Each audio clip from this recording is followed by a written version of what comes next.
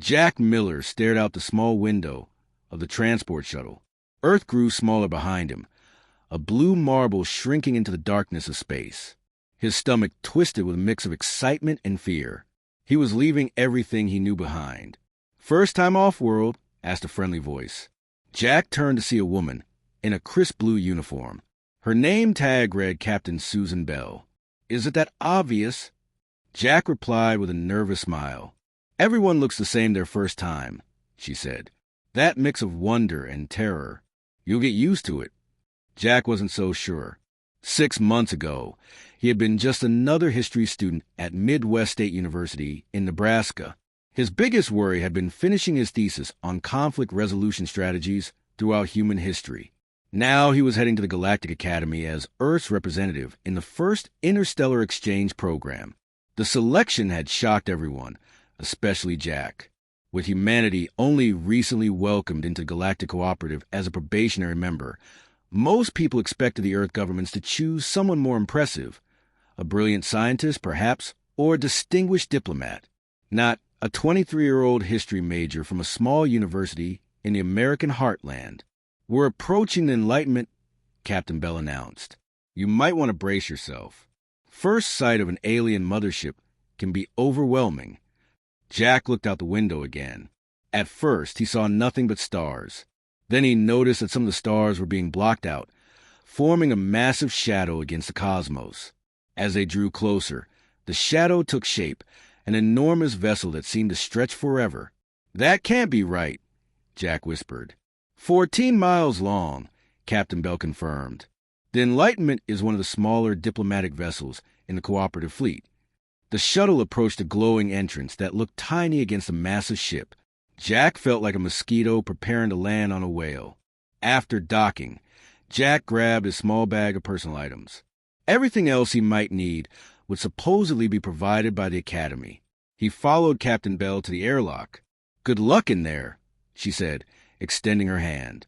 "Remember, you're not just representing yourself. You're representing all of us." Jack shook her hand, feeling the weight of her words. "I'll do my best." "That's all any of us can do," she replied. Then, with a gentle push, she guided him toward the airlock. The door hissed open, revealing a corridor that looked nothing like the sterile white passages Jack had expected from science fiction movies. Instead, the walls pulsed with soft blue light, and the floor seemed to shift slightly under his feet, adjusting to his weight and stride. A figure waited at the end of the corridor. As Jack approached, he realized he was seeing his first alien up close. Ambassador Zirvek stood nearly 8 feet tall, with a body that reminded Jack of a praying mantis crossed with a human. Its exoskeleton gleamed like polished copper, and multiple limbs moved with graceful precision. But what struck Jack most were its eyes, compound structures that seemed to absorb light rather than reflect it. "Jack Miller of Earth," the alien said, its voice surprisingly melodic despite coming from mandibles rather than a human mouth. "I am Ambassador Zirvex, your liaison to the cooperative." Jack had been briefed on proper greetings. He placed his right hand over his heart and bowed slightly. "The honor is mine, Ambassador." The alien's head tilted, an oddly human gesture of assessment. "Your species is quite young," Zirvex said, beginning to walk down the corridor. Jack hurried to keep pace. "The youngest ever admitted to cooperative, in fact." "We're quick learners," Jack offered. "Perhaps," the ambassador replied, "though history suggests otherwise.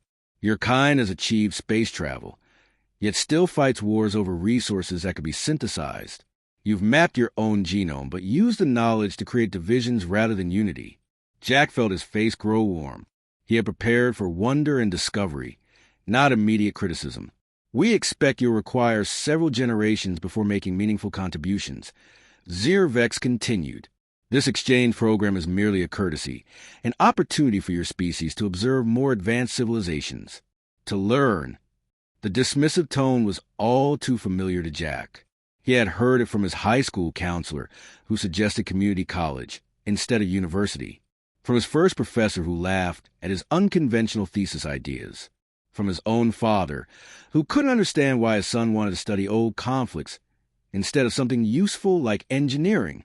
Jack had learned to smile politely in the face of such dismissal. He did so now. "I appreciate the opportunity," he said carefully, "and I hope to prove that humans may have more to offer than you expect."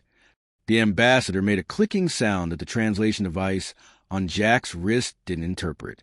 He assumed it was either amusement or disbelief. They entered a vast chamber where dozens of other aliens moved about. Jack tried not to stare, but it was impossible not to gawk at the diversity of forms. Some floated rather than walked. Others moved on multiple legs or undulated across the floor. Some appeared almost human-like, while others defied any earthly comparison.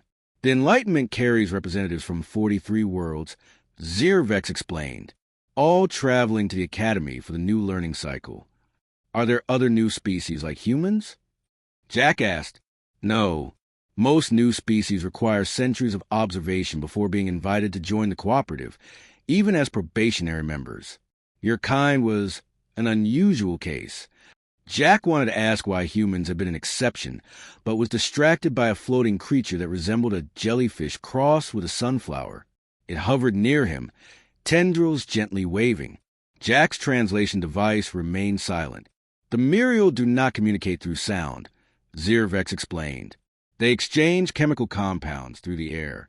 Your translator cannot interpret their language. They are simply curious about you." Jack smiled at the floating creature, unsure what else to do. After a moment, it drifted away. "Your quarters have been adapted to human needs," the ambassador continued, leading Jack down another corridor. "Though we recommend you begin adjusting to standard cooperative conditions as soon as possible." The room they entered was small, but comfortable by Earth standards. A bed, a desk, a small bathroom facility. The gravity felt slightly lighter than Earth normal, and the air had a faint, sweet scent. "You will have 3 Earth days acclimate before formal orientation begins," Zirvex said. "The ship's systems can provide nourishment suitable for human biology and answer basic questions." "Thank you," Jack said, setting down his bag. "How many other students will be at the Academy?" "The Academy hosts approximately 20,000 learners from over 300 species," the ambassador replied. "You will be the only human." With that sobering thought, Zirvex departed, leaving Jack alone in his quarters. Jack sat on the edge of the bed, suddenly overwhelmed. The only human among 20,000 aliens, most of whom probably shared the ambassador's view, that his species was primitive and unworthy. He moved to the window, or what he assumed was a window. It might have been a screen. Either way, it showed a view of space unlike anything visible from Earth. Strange nebulae swirled in colors he couldn't name. Unfamiliar star patterns dotted the blackness. 3 days later, Jack felt no more prepared for what lay ahead. He had spent the time studying the orientation materials provided on his room's information terminal, but the sheer volume of information about the cooperative was overwhelming. 300 species, each with their own biology, culture, history, and social norms. The ship shuddered slightly. An announcement in multiple languages informed passengers they were preparing to enter fold space for the journey to the Academy. Jack watched as the stars outside his window began to distort. The Enlightenment was about to travel faster than light, using technology humans had only theorized about. As space itself seemed to bend and twist around the ship, Jack made a silent promise. Earth wouldn't remain the primitive newcomer for long. It wouldn't be the galactic equivalent of the kid picked last of the team. He didn't know how one history student could change anything, but he knew one thing for certain. Underestimating humans was a mistake many had made throughout Earth's history. Few had made it twice. The stars stretched into lines of light, and the Enlightenment entered fold space. Jack Miller, the only human at the Galactic Academy, was on his way to change the course of interstellar history, though he didn't know it yet. Jack's first glimpse of the Galactic Academy took his breath away. After 3 days in fold space, the Enlightenment emerged near a massive gas giant with swirling purple and green clouds. Orbiting this planet was a moon that seemed to glow from within. As they drew closer, Jack realized the glow came from the Academy itself, a sprawling complex that covered nearly the entire surface of the moon. "All students prepare for arrival," announced a voice in multiple languages through the ship's communication system. Jack gathered his few belongings and made his way to the designated transport area. He found himself surrounded by aliens of all shapes and sizes, many chatting excitedly in languages his translator couldn't fully process. Some glanced at him with what he interpreted as curiosity, others with apparent disinterest or even disdain. The shuttle ride to the academy was brief but intense. Jack gripped his seat as they descended through a shimmering barrier that must have been the moon's artificial atmosphere. The academy grew larger through the viewport, a maze of crystalline spires, floating platforms, and structures that seemed to defy the laws of physics as Jack understood them. First cycle students will be guided orientation, said the pilot, a being with 4 arms and skin that shifted colors like an octopus. Follow the blue pathway lights upon disembarking. Jack stepped off the shuttle onto a surface that felt oddly springy beneath his feet. The air here smelled different than on the ship, richer somehow, with hints of something like cinnamon and ozone. Blue lights pulsed gently along a path leading toward a towering crystal structure. Jack followed them, trying not to gawk at everything around him. The orientation took place in a massive hall, where the ceiling seemed to display the entire galaxy in miniature, stars and planets rotating slowly overhead. Thousands of new students gathered, creating a cacophony of sounds, smells, and movements that threatened to overwhelm Jack's senses. A tall, slender being with skin like polished silver floated to the center of the hall. When it spoke, its voice somehow cut through all the noise without seeming loud. Welcome to the Galactic Academy. I am Dean Exorvax. For many of you, this begins your 3rd or 4th educational cycle with us. For others, this is your first experience at our institution. The dean's gaze seemed to find Jack in the crowd.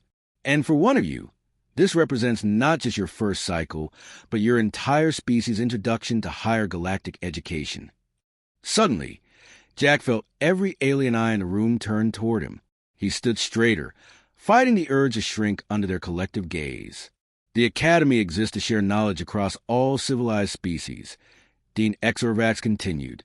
You will find your assigned living quarters and class schedules on your personal devices. Remember that respect for biological and cultural differences is our founding principle. That is all. As the crowd began to disperse, Jack checked the small tablet he'd been given aboard the Enlightenment. His quarters were in Section E-17, and his first class would be comparative xenobiology, starting the next morning. Finding his room proved challenging. The Academy's layout seemed intentionally confusing, with corridors that sometimes changed direction when you weren't looking directly at them. After an hour of frustrated wandering, Jack encountered a floating spherical robot. Assistance required. It chirped in perfect English. Yes, please, Jack sighed with relief. I'm trying to find Section E-17. Follow, the robot replied, emitting a soft blue glow as it moved down the corridor. The robot led him through a series of turns, past windows that showed impossible landscapes, gardens where plants grew upside down, libraries with books floating in midair, laboratories where energies and colors Jack couldn't name pulsed and swirled. They finally stopped at a door that looked like all the others they had passed. Section E-17, Room 42, announced the robot before zooming away. Jack's room was small but functional, a bed that adjusted itself to his body shape when he sat on it, a desk with a surface that could transform into various computer interfaces, a window that could show any view from around the Academy or, indeed, from anywhere in the Cooperative's vast territory.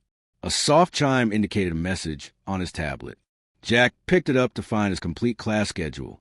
Comparative Xenobiology, Advanced Galactic History, Principles of Interspecies Ethics, Quantum Mathematics, Advanced Xenosociology. Jack groaned at the last two. Mathematics had never been his strength, and advanced anything on his first day seemed designed to make him fail. He wondered if this was intentional. Set the human up with impossible classes, then use his failure as proof that Earth wasn't ready for cooperative. Well, they would be disappointed. Jack Miller didn't give up easily. The next morning, Jack arrived early for comparative xenobiology, choosing a seat near the front of the lecture hall. The room gradually filled with students, none of whom chose to sit near him. The empty seats around Jack formed a perfect circle, as if he carried some contagious disease. The professor floated in, literally floated, as the being had no visible means of locomotion.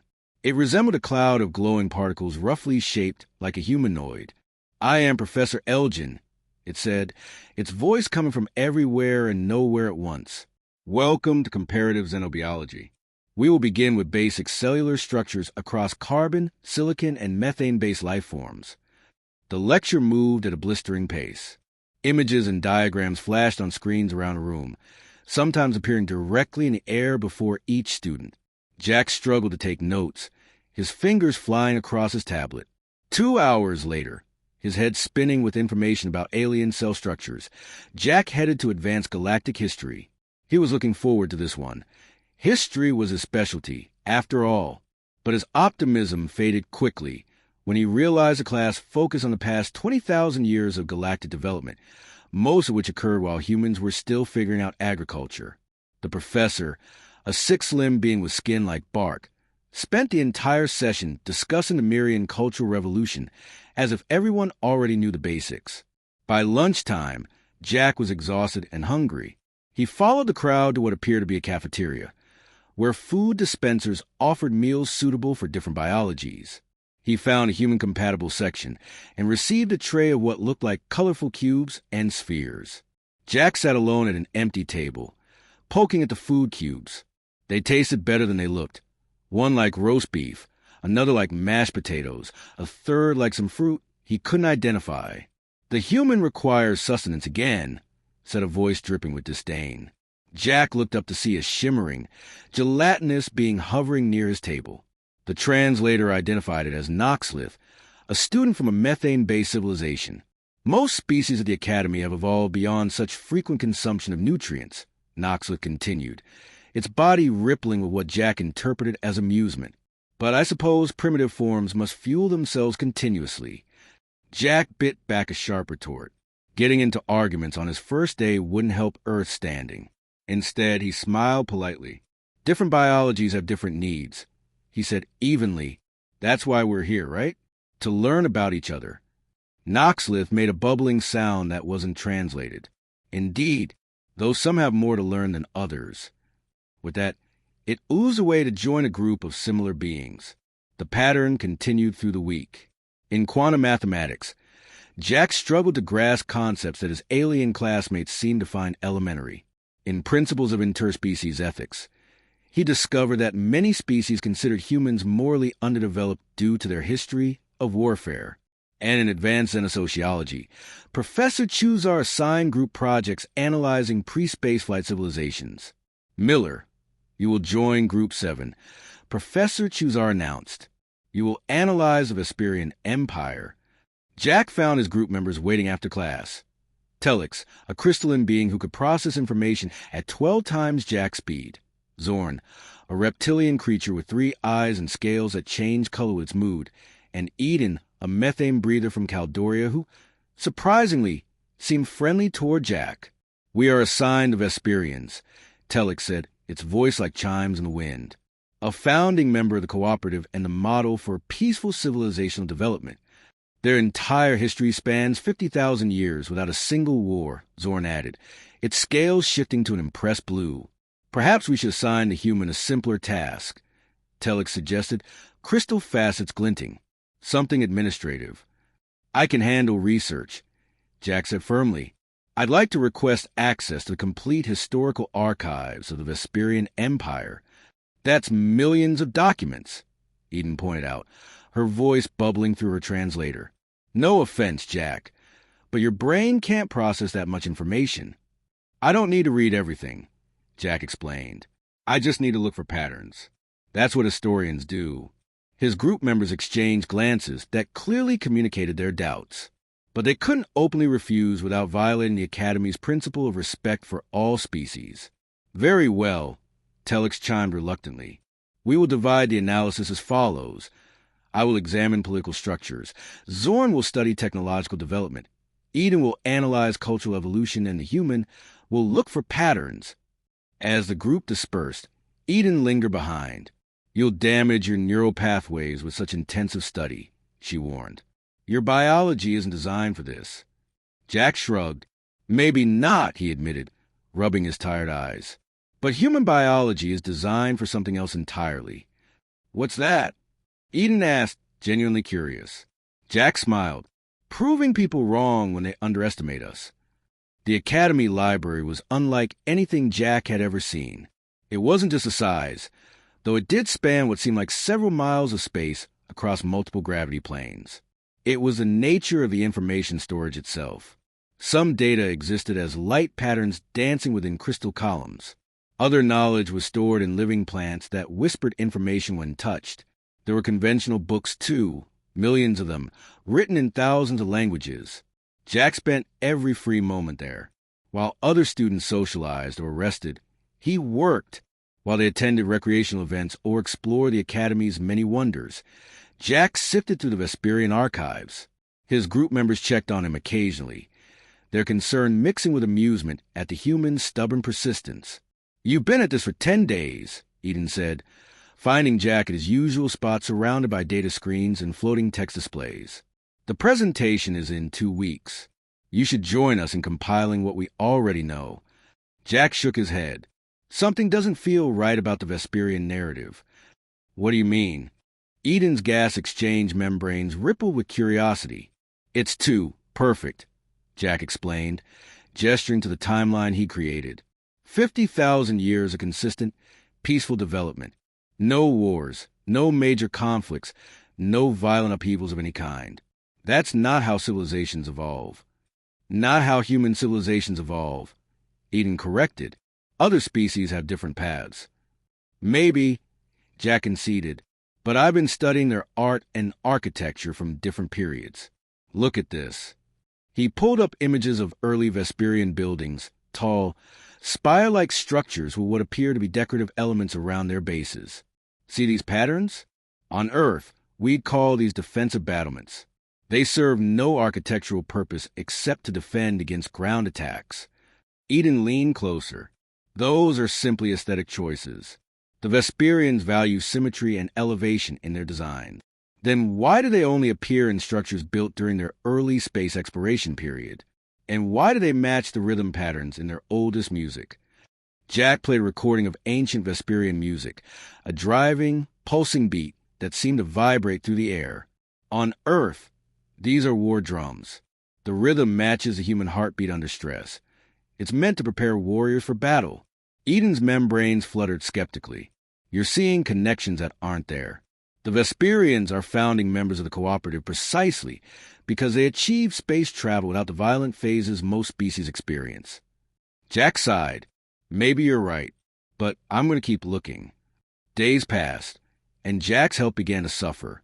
He slept little, ate only when his body demanded it, and spent nearly 20 hours a day in the library. His eyes grew bloodshot, his movements slower. But he kept searching, driven by an instinct he couldn't explain. 2 days before the group's presentation was due, Jack found what he was looking for. He had gained access to a collection of Vesperian artifacts in the Academy Museum, physical objects rather than digital records. Among them was a series of metal tablets described as ceremonial items from the Second Expansion era. Jack ran his scanning device over them, examining the molecular structure rather than just the surface engravings. The results confirmed his suspicion. "These aren't ceremonial," he whispered to himself. "They're armor plates." Further analysis revealed traces of compounds consistent with explosive residue and biological matter that wasn't Vesperian. The tablets weren't religious objects. They were battlefield souvenirs. Jack worked through the night, gathering more evidence. The architectural decorations were indeed defensive structures. The meditation chambers in ancient Vesperian cities were actually bunkers. The celebration music used rhythms designed to coordinate troop movements. The Vesperians hadn't evolved through peace. They had fought wars, brutal ones, and then systematically erased them from their history. When his group gathered to finalize their presentation, Jack was ready. "We should review one last time," Telek said, its crystalline body glinting under the room's lights. "I will present the political development of the Vesperian cooperative governance system, established peacefully over 12,000 years. I will cover their technological advancement," Zorn added, scales shifting to a professional green, "particularly their non-military applications of energy manipulation. And I will discuss their cultural contributions to the cooperative," Eden said. Their art, philosophy, and educational methods that have influenced hundreds of species. They all looked at Jack expectantly. And you, human? Telex asked, what have your pattern-seeking efforts produced? Jack took a deep breath. I found evidence that the Vesperians experienced at least 3 global wars before achieving space travel. Their official history is false. Silence fell over the room. Then all 3 aliens began speaking at once. Absurd. Impossible. The evidence has stood unchallenged for millennia. Jack projected his findings onto the room's display system. Look at these scan results. These aren't ceremonial tablets. They're battle armor. The molecular structure shows impact damage consistent with weapons fire. He displayed more images. These architectural features aren't decorative. They're defensive. And these sound patterns in their early music match exactly with what humans would recognize as war drums. This is outrageous. Telex vibrated with indignation. You're accusing the Vesperians, founding members of Cooperative, of lying about their entire history. I'm presenting evidence, Jack said firmly. Isn't that what we're supposed to do as scholars? Follow the evidence where it leads. Your evidence is circumstantial at best, Zorn hissed. And even if true, what purpose would exposing this serve? The Vesperians are models of peaceful cooperation now, regardless of their past. Truth matters, Jack insisted. How can we learn from history if we erase the parts we don't like? Eden, who had been quiet, finally spoke. Jack, if you present this, you'll create an interstellar incident. The Vesperians won't just be embarrassed. They'll be furious. This could affect Earth standing in the Cooperative. The weight of that statement hit Jack hard. His academic curiosity could potentially damage humanity's future among the stars. Was proving a point worth that risk? We should proceed with our original presentation, Telex decided. The humans' theories are not substantiated enough to include. Jack wanted to argue further, but recognized he was outvoted. Fine, he said reluctantly. We'll go with the official version. The day of the presentation arrived. The advanced Xenosociology classroom was filled with students and several faculty members. Professor Chuzar introduced each group, and the presentations began. Each group delivered meticulous analyses reinforcing the established understanding of their assigned civilizations. When Jack's group was called, Telex took the lead, beginning their well-rehearsed presentation on Vesperian peaceful development. Jack sat quietly as his group members spoke, wrestling with his conscience. They were halfway through when he made his decision. As Eden finished her portion on Vesperian cultural contributions, she turned to Jack. And now, our human colleague will briefly discuss some interesting patterns he observed in Vesperian historical development. Jack stepped forward, his heart pounding. He had prepared a bland, inoffensive summary that would satisfy his group members. But as he looked out at the room full of brilliant minds accepting comfortable lies, something in him rebelled. I request a formal amendment to our presentation, he announced. Professor Chuzar's tendrils rippled with surprise. Amendments are highly irregular, human student. So is falsifying 20,000 years of history, Jack replied. The lecture hall fell silent. Every alien I focused on Jack. He could feel his group members' horror, could practically hear Telex vibrating with alarm. But he couldn't stop now. The Vesperians are celebrated as a species that achieved space travel after 50,000 years of uninterrupted peace. Jack began, his voice steady despite his nerves. But the physical evidence tells a different story. He activated his datapad and projected his evidence. The architectural analyses, sound pattern comparisons, and finally, the scan results from the museum artifacts. These items in the Academy Museum are described as ceremonial objects, Jack explained, displaying molecular analysis. But they contain compounds consistent with explosive residue and traces of non-Vesperian biological matter. They're not ceremonial tablets. They're battlefield trophies. A murmur ran through the classroom. Professor Chuzar moved closer, examining the projected data with all 4 eyes. The Vesperians experienced at least 3 global wars before achieving space travel, Jack continued. They didn't evolve beyond violence naturally. They survived it, then chose to hide it. This is outrageous, shouted a student from the back. a Vesperian exchange student whose luminescent skin was pulsing with what Jack assumed was anger. "The evidence is right here," Jack said, standing his ground. "I'm not making accusations. I'm presenting facts." Professor Chuzar raised several limbs for silence. "These are serious claims, human student. If mistaken, they could constitute a grave insult to one of our most respected member species." "I understand," Jack said, "but isn't truth the purpose of education, of this academy? If we ignore evidence because it's uncomfortable or inconvenient, what are we really teaching here?" The professor studied Jack for a long moment. "Class dismissed," Chuzar finally announced, "except for Group 7 and our Vesperian observers. We have matters to discuss." As the other students filed out, many casting curious glances back at Jack, he knew he had just changed his future at the academy, and possibly humanity's future in the cooperative. Whether for better or worse remained to be seen. Word spread quickly through the academy.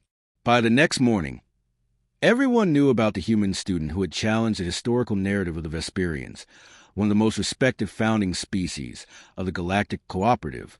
Jack found himself at the center of attention, though not in a way he had ever wanted. Some students avoided him completely, creating an even wider empty circle around him in dining areas and lecture halls. Others watched him with new curiosity, as if reassessing the primitive human in their midst. A few approached him directly with questions or comments, not all of them hostile. "The evidence is compelling," admitted a four-armed student with scales like burnished copper.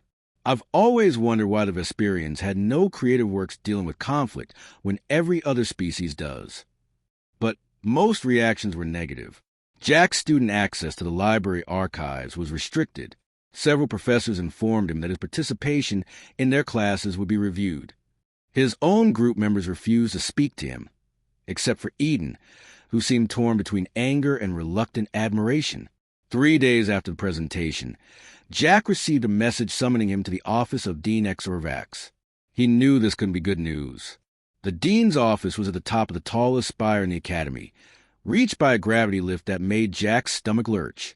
The walls were transparent, offering a dizzying view of the academy sprawling below and the gas giant looming in the sky above. Dean Exorvax floated behind a desk that appeared to be made of living wood.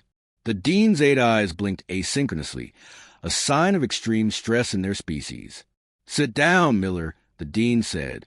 Jack took the offered seat, which adjusted itself to human anatomy. "You've created an interstellar incident," the dean informed him without preamble. "The Vesperian representatives have filed formal complaints. The Human Diplomatic Corps has received official protests about their provocative and disruptive exchange student." Jack swallowed hard but remained silent. "The Vesperians are threatening to withdraw from the cooperative," the dean continued. "A founding member, considering departure after 12,000 years of leadership, because of you." The weight of those words hit Jack like a physical blow. He had known his actions might have consequences, but the scale of diplomatic crisis was beyond what he had imagined. "I just presented evidence," Jack said quietly. "If the truth is so dangerous—" "Truth is rarely the point in diplomacy," the dean interrupted. "The cooperative exists because we respect certain boundaries. On Earth, we call that living a lie," Jack replied before he could stop himself. The dean's color darkened to a deep purple. "On Earth, you've barely managed to stop killing each other long enough to develop basic space travel. You are hardly in a position to lecture more advanced civilizations on moral principles." Jack bit his tongue. Arguing would only make things worse.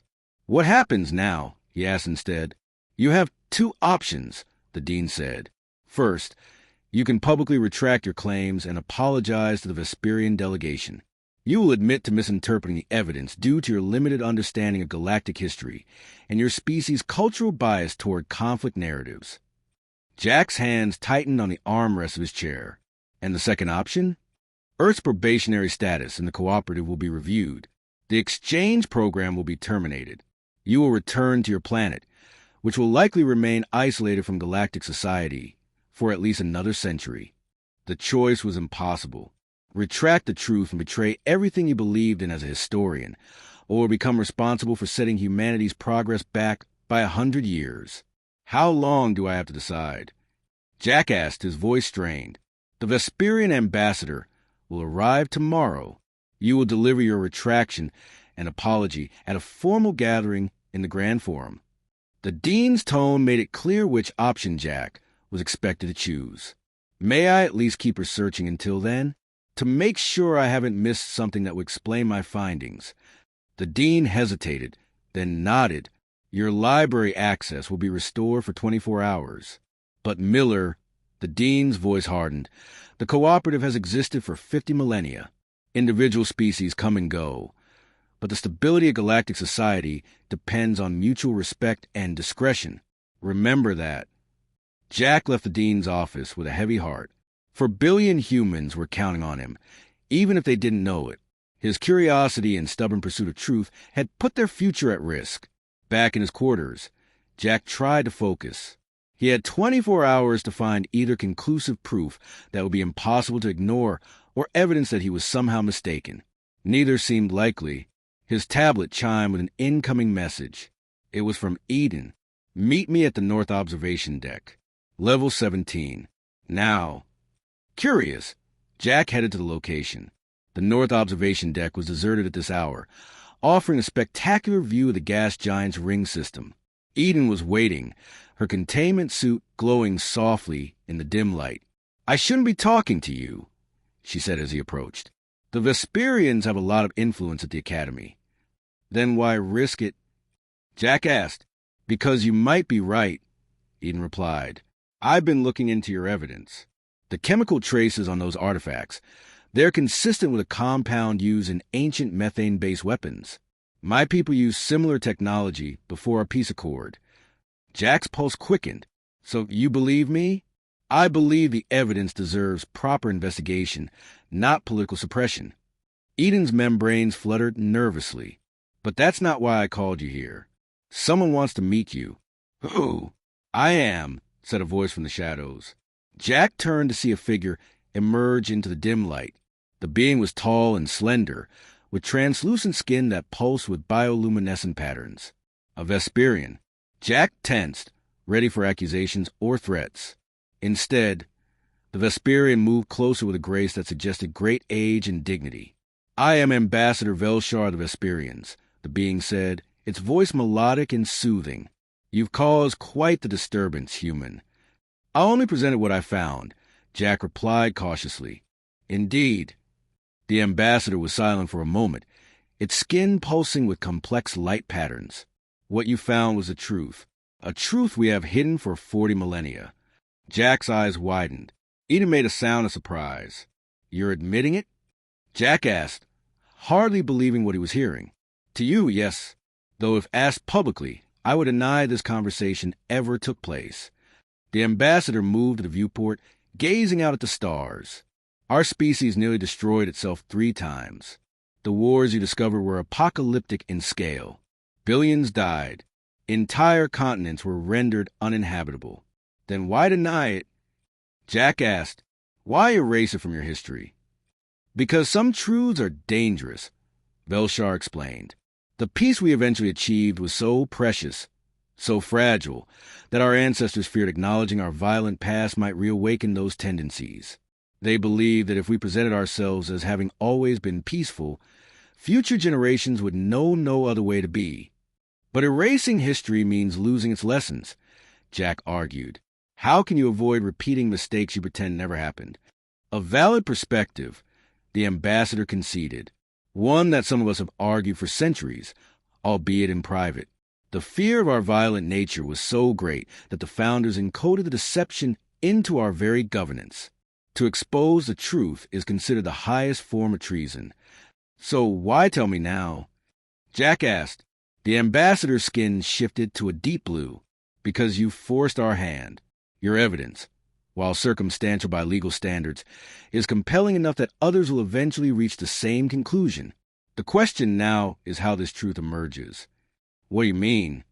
If you proceed with your public accusations, the conservative factions of my government will react defensively. They will deny everything, withdraw from the cooperative, and possibly take punitive action against Earth. It would set both our peoples back by centuries. Jack felt sick. So I have to lie. Pretend I was wrong. Not necessarily, the ambassador said. There's another way, a more gradual approach. Eden, who had been listening quietly, moved closer. What are you suggesting, Ambassador? The human returns to his classes. He retracts his most direct accusations, but continues his research under my private guidance. Together, we prepare a scholarly paper that presents the evidence as a new interpretation rather than an accusation of deception. I will use my influence to ensure it receives proper consideration. That could take years, Jack pointed out. Change comes slowly to ancient civilizations, Velshar said. But it does come. Your species understands violence in ways most cooperative members have forgotten. They fear you because of it. But perhaps they need to remember what they've forgotten. Jack considered the offer. It wasn't perfect. It meant compromising the immediate truth for a longer-term goal. But it also meant not destroying Earth's future in the cooperative. How do I know you'll keep your word? Jack asked. Once I retract my claims, I lose all leverage. The ambassador's skin rippled with what might have been amusement. You don't. You must trust me, as I am trusting you with the most dangerous secret in Vesperian society. Before Jack could respond, his tablet chimed with an urgent alert. It was a message from Dean Exorvax. Change of plans. The Vesperian High Council has called an emergency session. Your hearing will take place tomorrow in the Grand Forum. All Academy members will attend. Jack looked up from the tablet.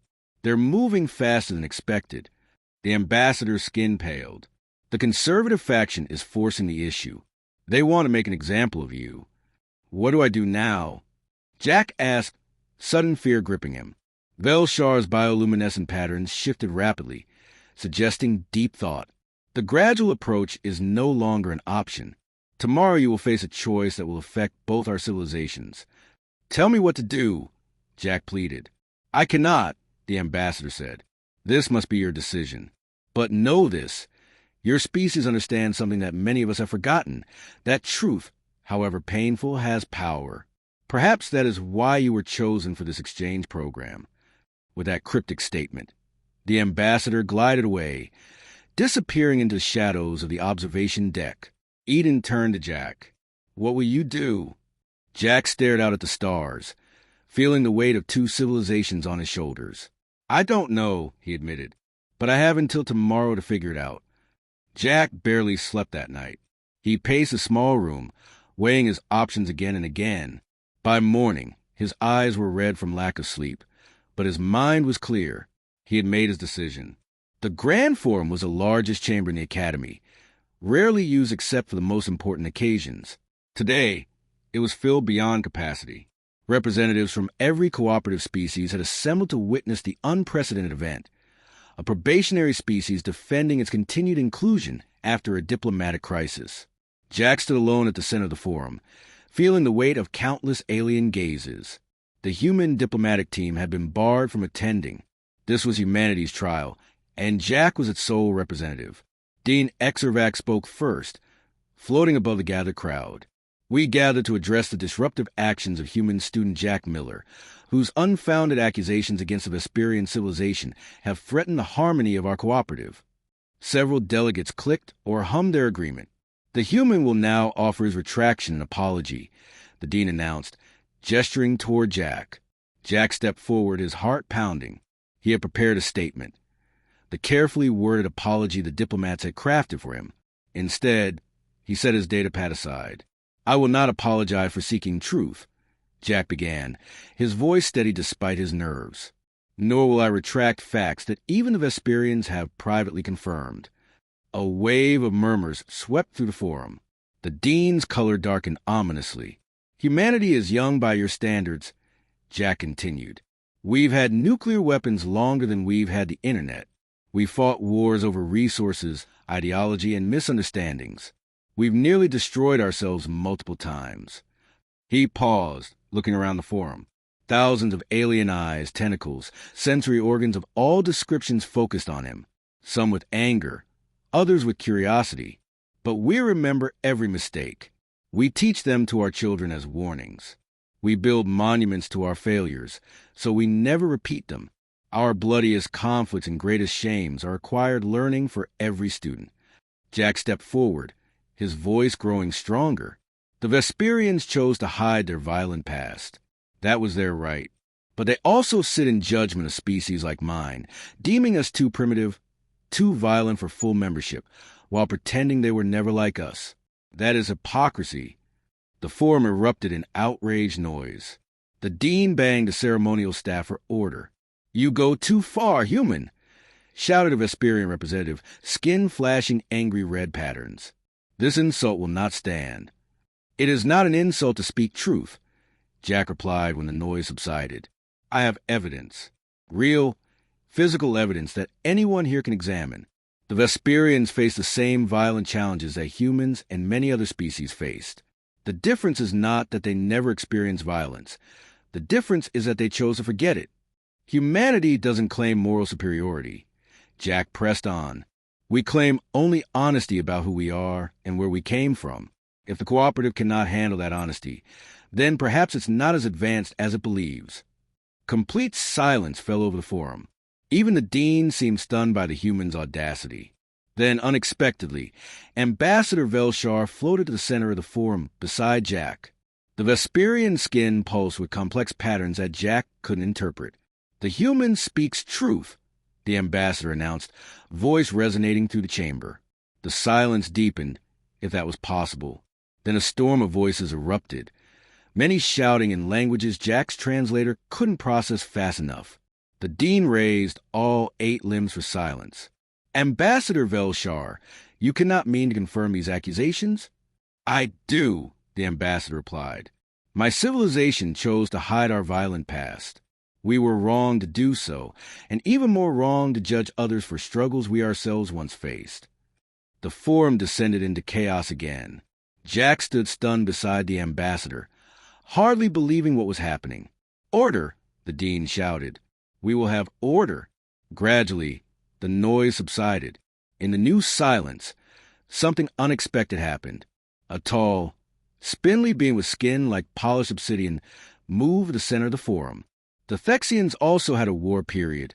The being announced, "Before we achieved our current harmony, we fought 3 civilization-wide conflicts that nearly destroyed us." One by one, other representatives stood or moved forward. The Kaldorian unity was born from the ashes of our 3rd extinction-level conflict. Eden's teacher stated, gas membranes expanded with emotion. We, the MRRLTK, fought 16 planet-wide wars before achieving harmony, chittered a being with 6 legs and compound eyes. Species after species broke centuries or millennia of silence, admitting to the violent chapters they had chosen to forget or obscure. Jack watched in amazement as the forum became a place of confession rather than judgment. Is there any species here that achieved space travel without first overcoming their own violent tendencies? Jack asked when there was finally a lull. No one spoke up. Then why do we judge new species by a standard none of us met? Jack continued. Why do we expect them to be what we pretend to be, rather than what we actually were? Ambassador Velshar's skin pulsed with blue light. The human speaks wisdom beyond his years. We have created a cooperative based partly on deception, each of us pretending to be more perfect than we are, and holding others to standards we ourselves never achieved. The dean, who had been silent for some time, finally spoke. What would you suggest, human? That we simply accept violence as inevitable? That we abandon our standards for admission to the cooperative? Jack shook his head. Not at all. Keep your standards. Expect peace and cooperation from members. But don't expect them to have always been peaceful. Don't demand that they forget their history to join you. The lessons of overcoming violence are too valuable to lose. What would this mean in practice? Asked a representative Jack didn't recognize. It would mean judging species not on whether they've experienced conflict, but on whether they've learned from it, Jack explained. It would mean acknowledging that the path to peace often leads through struggle. It would mean honesty about where we all came from, so we can better see where we're going. The forum fell quiet again, but this time it was a thoughtful silence rather than a shocked one. These are matters that cannot be decided in a single session, the dean finally said. The Cooperative Council will need to deliberate on the implications of today's revelations. And the status of Earth and the cooperative? Jack asked. Of the exchange program? The dean's many eyes focused on Jack. Given today's events, it would seem inappropriate to penalize Earth for honesty. The probationary status remains, but the exchange program will continue. Relief washed over Jack. He had not doomed humanity to isolation after all. As the forum gradually emptied, representatives breaking into small groups for heated discussions, Ambassador Velshar approached Jack. That was not what I expected when I said the choice would be yours. The ambassador admitted. Skin patterns show what Jack interpreted as wry amusement. I'm sorry if I put you in a difficult position, Jack said. On the contrary, you gave me the opportunity I've waited centuries for. The ambassador's patterns shifted to something more serious. Many of us have wanted to acknowledge our true history, but the weight of tradition was too great. We needed an outsider to speak the truth we couldn't. Eden joined them, her containment suit glowing with excitement. Jack, do you realize what you've done? This will change the entire philosophical foundation of the cooperative. I just wanted to be honest, Jack said, still processing everything that had happened. Sometimes honesty is revolutionary, the ambassador replied. 3 days later, Jack received a message from Dean Exorvax. The Cooperative Council had reached several preliminary decisions. Earth's status would be upgraded from probationary to transitional member with expanded rights and responsibilities. The Human Exchange Program will be expanded to include 10 more students. And most surprisingly, a new academic department will be established at the Academy, the Department of Historical Integrity, with Jack Miller appointed as its first director. When Jack sent his report back to Earth, he included a personal note. It turns out that the toughest thing humans bring to the galaxy isn't our resilience or our adaptability. It's our stubborn insistence on facing the truth, no matter how uncomfortable. When I spoke that truth aloud, even the aliens went silent, and then one by one they found their own voices. As Jack looked out at the stars from his new office, he reflected on the strange journey that had brought him here. He had come to the Academy feeling like an imposter, a primitive human among advanced aliens. Now he understood that the galaxy needed humanity, not despite their flaws and struggles, but because of them. In a universe full of species pretending to perfection, the humans' honest acknowledgement of their imperfections had turned out to be their greatest strength.